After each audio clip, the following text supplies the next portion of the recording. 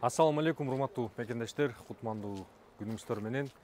Мага көп чалышат, жазышат, арендага машина керек, жанат, арендага машина барбы депчи. Ошол адамдар үчүн ушул видео арналат. Кимге эгерде арендага машина керек болсо, Easy Drive таксопаркына келе бересиңер. Бакабайке келип условиясын айтып берип койгула. Кандай условия болуп атат, кандай машиналар бар, канча адам болуп атат. Эмне приздер бар биздин водительдергечи? Пока что приздер жок. Розыгрыштар жокпу азыр? Розыгрыштар пока что эчеге жок. Ассаламу алейкум, урматтуу мекендештер. Жана жанаттын көрүүчүлөрү. Таксопарк Easy Drive сиздер менен арендага машина 1700дөн эконом 2021 жылкы 7.0 комфорт класстары 2300дөн башталат 2600гө чейин алдагы 7.0 бардык айтылган суммалар комфорт плюстар бардык комфорт плюстар 2400дөн башталат 3200гө чейин. Машиналар пока что наличие бар.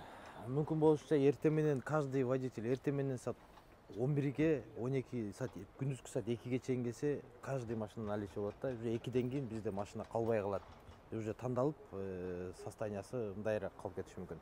Ошол үчүн кимдеги машина издеп жаткан болсо, именно таксиге эмне машина керек болгон болсо, жазыңыздар, чалыңыздар, мүмкүн болсо эртең менен келгенге аракет кылса болот. Парктын проценти 3%, путевой лист бир жумага берилет. Эгерде аренданы вовремя төлөсө, бул жерде эч кандай эч кимдин вопрос болушу да мүмкүн эмес. Ошол үчүн кимде ким иштейм десе, келсин, чалсын, даярбыз биз любой машинаны таап бергенде. Эртең менен канчадан 10дон кечки канчага чейин келсе болот? 10дон өзү кечки саат 7ге чейин. Жакшы машиналарды эртең менен саат 10дон күндүзгү саат 2ге чейин эле терип кетет адамдар, келипчи бардыгы.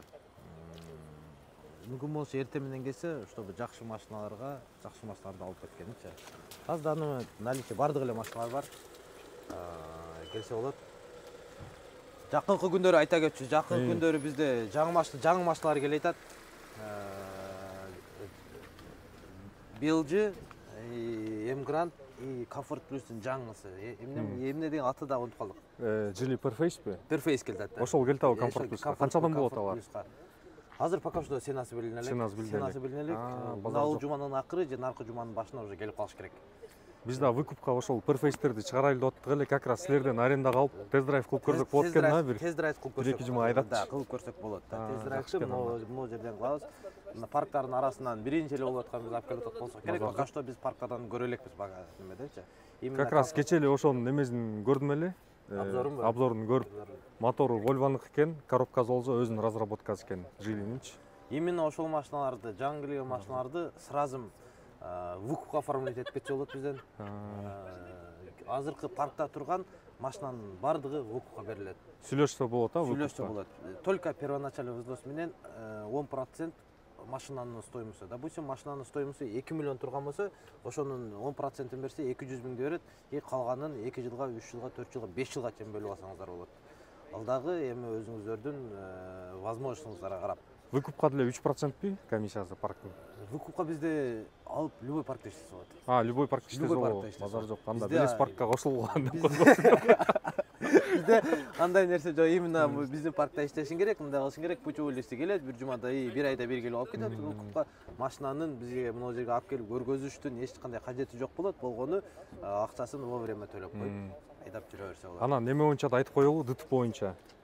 Мисалы, сүз болсо ким күнөөлүү болсо ошол төлөйт да турабы. Эгерде айдап жүргөн болсо, бирөө сүз болсо, мындай эч кандай проблема жок. Буга чейин мен айтып эле келгем, дагы айтып атам, парктардын машиналардын страховкалары жок. Эгерде случай ДТП, биздин водительдер эгерде өздөрү виноват болгон болсо, өздөрү айдап жүргөн машинаны өздөрү төлөйт. Эгерде водитель виноват эмеспи, обязательно ГАИни күтүш керек. ГАИден постановление жаздыртып алыш керек. Постановление жаздыртып алды, постановление алып келип берди. Водительге вопрос жок.